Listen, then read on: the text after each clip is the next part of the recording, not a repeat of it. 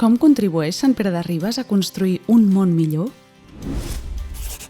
Vivim en una realitat on les petites accions locals tenen un impacte global. Per aquest motiu, tots som responsables del que passa al món i hem de cooperar per aconseguir una vida més justa per tothom i respectuosa amb el medi ambient. En aquest context, neixen els ODS, els Objectius de Desenvolupament Sostenible, un conjunt de 17 objectius mundials que, entre d'altres, inclou erradicar la pobresa i ser sostenibles d'aquí a l'any 2030. L'Ajuntament, el Consell Municipal de Cooperació i les ONGs que en formen part porten temps lluitant per assolir alguns d'aquests reptes. L'educació per al desenvolupament és un d'ells. I per això, els governs locals estem actuant com a eix vertebrador dels diferents actors de proximitat implicats. Persones, escoles, centres cívics, museus, ONGs, entitats, associacions i mitjans de comunicació, entre altres. Una xarxa de coneixement, aprenentatge i col·laboració amb una gran capacitat per transformar el nostre entorn. Des del Consell Municipal de Cooperació estem decidits a treballar per una societat més justa, solidària i oberta als reptes d'un món global.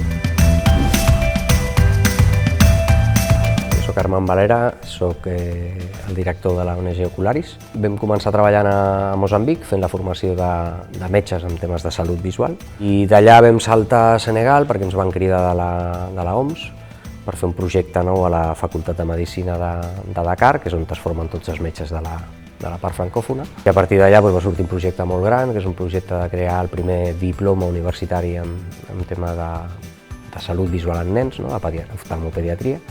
I després també fem accions socials aquí, amb gent gran, amb crius, amb gent sense sostre i més, fent revisions visuals. Els nostres objectius és contribuir bàsicament amb el que és l'erradicació de la ceguera evitable. La ceguera evitable és aquella ceguera, una persona que tingui una miopia alta, per exemple, no hi veu. Erradicar aquella ceguera és posar unes bones ulleres, finalment. O una persona que té cataractes, per exemple, treure-li les cataractes i normalment acaba veient bé. Per altra banda, clar, 2 o 3 fills que tingui escolaritzats tindran la mala sort que el pare els tregui del col·legi perquè vagin a treballar, perquè ell no pot treballar. Nosaltres anem allà a formar a formadors i formadores perquè siguin ells amb el que als anys puguin formar la gent que els hi ve al darrere. Llavors, per això nosaltres anem a Àfrica, no anem a operar o a posar ulleres. Anem a ensenyar com es posen ulleres i anem a ensenyar com es fan certes operacions amb els professors de les facultats de Medicina i de les facultats d'Òptica i Optometria. Bàsicament, amb l'objectiu de la salut i el benestar, incidim directament perquè estem treballant amb metges i aquests metges treballant sobre la població, també amb l'educació, perquè lògicament fem una educació de nivell alt per metges, creant màsters i creant postgraus a universitats africanes i també indirectament amb la fi de la pobresa, amb el creixement econòmic del país, amb les aliances i innovació tecnològica, perquè els hi creem per estudiar unes plataformes electròniques on poden estudiar a distància ells també.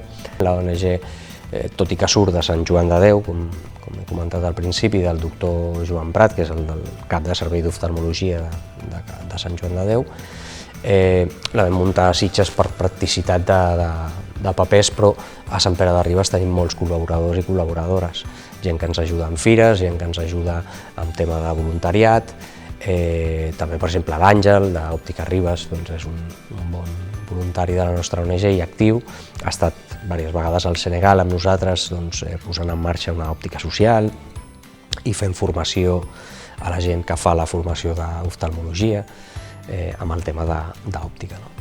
El nostre objectiu final, que no es necessitin, al final és aquest, poder desaparèixer sempre. I tu, també vols fer el possible per un món més just i sostenible?